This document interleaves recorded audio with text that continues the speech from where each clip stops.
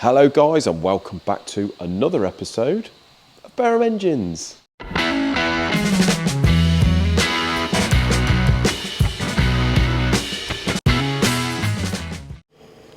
So I think Isaac's been having great fun pressure testing this BMW head, haven't you, mate? Yeah, it's been very fun. An experience. Yeah, so this is the 24 valve BMW N52. Yeah. I think it is.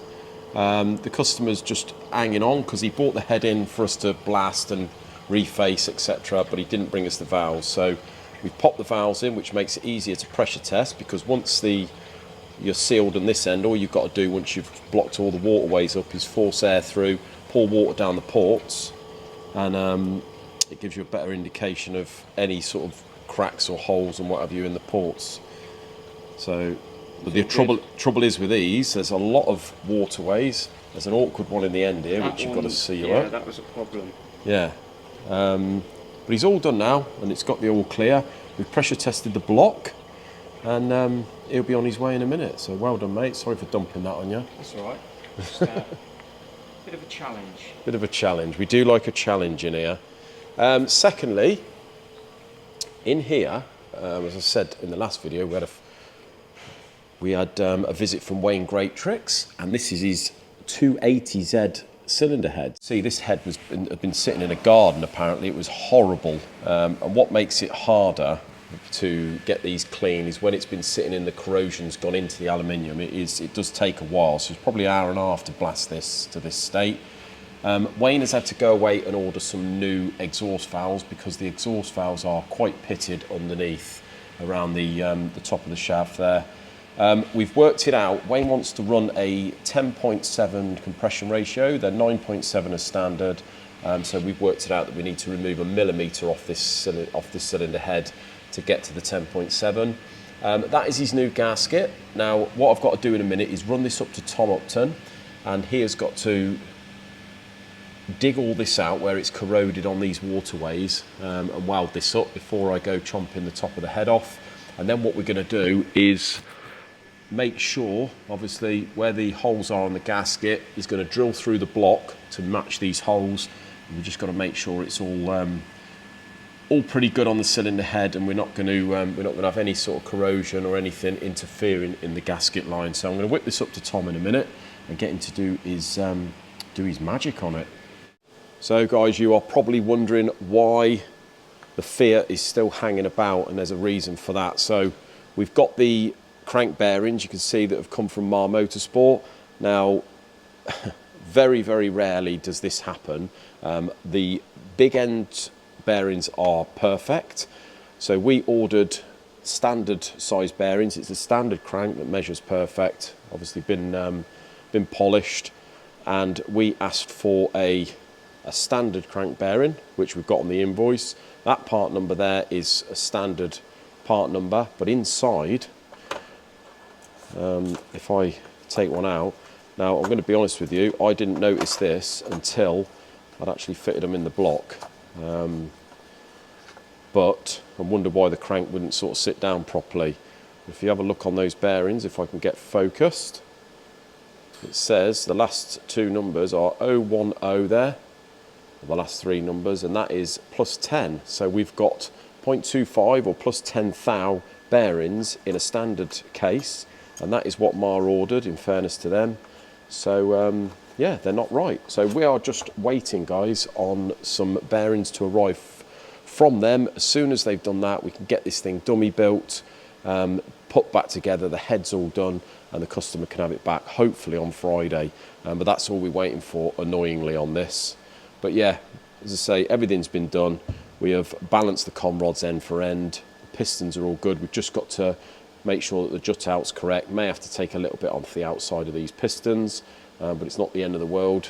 And then he can have this all back. We're going to stick it on a pallet and post it back to him. I'd imagine he's looking forward to building that. Right, mate. I have been busy ordering parts today. Yep. So I've ordered the parts for the Honda B18. So this is the B18 C4. I'm not sure. Is this out of a Civic or Integra? I don't know. Probably an Integra or something. So I've ordered the bits of that. We've got to build a short engine. The story, I think the story is with this. It did the crank, didn't it? After not too long. Yeah, this is a different block, isn't Yeah, it? so he's had to find a donor block. So you've cleaned all this up. Yeah. I've bored it out 1/2 mil to 81.5. Face the block. So we are using the pistons that are in it, which are very good. We've ordered a set of rings. Strangely, Ma had a set of these 0.5s on the shelf. Oh, right. Only one set. So ordered those. These are not circlipped, these. They're pressed on. So Oh, really? yeah. So I don't think we're going to disassemble them. Otherwise, we're going to run the risk, maybe, of damaging the piston. Yeah. That is the only trouble. So we've got new bearings coming, crank bearings. A full gasket set, which the customer is ordering. And then we are going to assemble that. Nice. I think you've got to balance the crank assembly. Yeah, I need to do all of that. John measured it yesterday, didn't he? So All good. It was all so I good can and crack on with standard. that. So that's where we are with the Honda. The CVH, we've ordered all the bits. I'm just waiting for John to finish honing the VR6 block, Yeah. which is a fairly lengthy job. Because of the narrow V, we don't bore them, we just hone them from scratch, and there's a millimetre to come out of them bores. Big job. Taking him a long time, bless him. Oh. The head, like I say, the head's all been done really, but we've just got to strip out and check that. But we've got all the bits. Did we get the Wiseco pistons for them?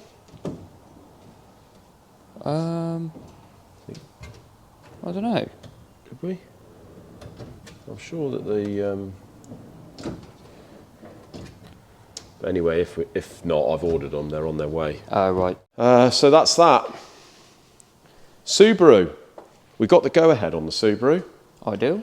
So the story is with this, it's smoking, but it started smoking. It wasn't smoking that bad, if at all, at the beginning. Oh, right. So it's done a couple of thousand miles, but it started smoking heavily. So we were expecting to see something disastrous in here.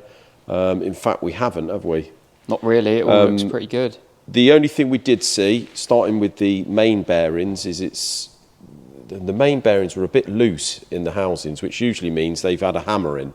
Right. So I said to him whether he's had an issue with ignition timing or something like that, and he said in fact they did. And it was running lumpy and horrible to start with, so that probably explains why the bearings were no good. The rings, not too much wear, but just very odd wear. So I don't know whether you can get focus there, mate, but you can see the shiny side here where it's sort of bedded in there, and then it goes where you can see some black. It means that it's sort of, they've gone a little bit overly. Yeah. So I would say that's probably because they haven't had running in oil in it, and it's just not ran in as good as it should have. What did you make of the end gap, the ring end gaps? The end gap was probably could do with a little bit more. Yeah.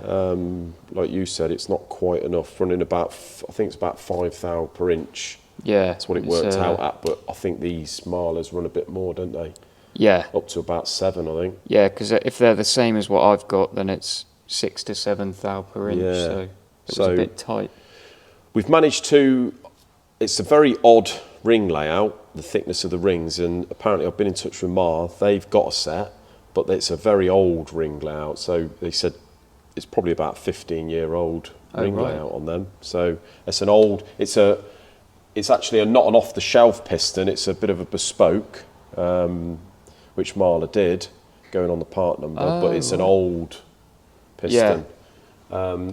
Carrillo rods, all good. Obviously, we're going to torque them up, measure them, but I don't think we've got any issues there. The bores. Now, we can see some odd markings in the bores. Now, that's maybe something to do with the running issue that it had once upon a time. Yeah. Where it almost looks a little bit like heat started to sort of pick up. And on a couple of the pistons, on the top, a bit above the top ring line, you can see where it's picking up a little bit there, looks like. Yeah. And in fact, when I've measured the bores, they're 1/2 thou under the size. So we can in fact take up to about 1 thou out of these bores, Right. Which is good. You can't feel any of those, so that will all clear. So we'll get the proper running clearance on those. Obviously, we'll do when we get our new bearings, we shall check the running clearance of the crank bearings. But I still don't think that that is a cause for major oil burning. You've had a look at the heads. The heads, well, guides weren't too bad. There was a little bit of play, but nothing major. Stem seals were a bit hard. They'd gone a little bit hard, but the inlets still felt rubbery. Yeah. The exhausts were definitely a lot harder than that, though. As I say, I think because of looking at the wetness on the top of the pistons and just generally the wear we've got, I said the best thing to do is get the turbo looked at, because he may have a turbo issue. It's always a good idea anyway. Or a breather issue, something like that. So yeah, that is where we are with the Subaru. So we're going to order all the bits and clean it all up. Make sure all the clearances are proper this time. Yeah. He was a bit disappointed to start with, because he said, when I said about the turbo, he said, well, maybe we didn't have to strip the engine. And I said, to be honest, looking at those mains and also those bores not running enough clearance, I said, it's only going to be a matter of time if you're using it on track where this thing's just going to shit itself. That's the thing. So really, if it's any sort of, if it's any more soothing, we did sort of need to take it to bits, really. Well, yeah. And do it properly. But yeah, it's just the usual story, isn't it, of these clearances not being done properly. And so the main bearings, they've sort of tried to dig into the block a little bit, have they? The normal, as I say, where you can see where like the imprint of the back of the shell, yeah, and the fact that the shell's looser than I would like. When you put a shell in the block or in a comrod, it's you know how tight it goes in there. It feels proper well, tight. they were a bit loose, which usually means they've been hammered. Right. They haven't been wiped or anything, so we've eliminated that. But I think it's usually down to a bit of an ignition issue or something like that, just too much load on the crank. Oh right, okay. So we're ordering a full genuine gasket set, renewing the mains bolts, which obviously hold the crankcases together. He's got the funky head bolts, hasn't he? Yeah, he's got these big thick studs. Nice. And that's it really, mate. Yeah. So we'll get that one done. He's getting married at the end of March and wants to take himself there in the car. So I would have thought the next week or so we'd get this one turned around. He's got a trick oil pump, which you stripped, and is all pretty good, isn't it? It's all good. This is quite a nice RCM pump. It's a billet wheel inside, I think. 250 quid's worth. Yeah. Nice. So that's the Subaru, mate. That is the Subaru. We ain't started the Cozzy yet. No. I won't go too much into that until we start stripping it, but there's a bit of history behind that. So, yeah. That's about it, is it? That's about it, mate, isn't it? Nothing else out here. Not really. There we go. So we've started cleaning the Subaru bits up, guys. You can see we've decoked this cylinder head here. We're going to give it a little lick over. The same with the block. Give it a clean. I've just got one of the half crankcases up here, and I've given it a 2 thou lick over, and you can see where it's had this insert here to make it closed deck. And it has sort of cleaned around this area and up to here, and obviously this side, and partly a part of the block around here, but it hasn't cleaned the back here. It's sort of sunk down, but that usually indicates, I know it's only 2 thou, but it usually indicates that this thing has got a little bit warm, and especially with the marks around the back of the bore there, like you can see. I suspect this has had a bit of a running issue, maybe run a little bit lean, and it's got a bit of heat through it. So we're going to have to give it another couple of thou, and then obviously when we do our dummy build, we may have to take a bit off the pistons. So there we go, guys. Unfortunately, that is all we got time for today. Remember, we've started pumping out some more videos on our second channel, guys, so we'll leave a link in the description below to our second channel, which I have changed the name of, so don't get confused, but just give that a click there and go and watch our videos over on that channel. You might find them a little bit interesting, maybe not, but until Friday's video, have a great evening. We'll see you then. Cheers, guys.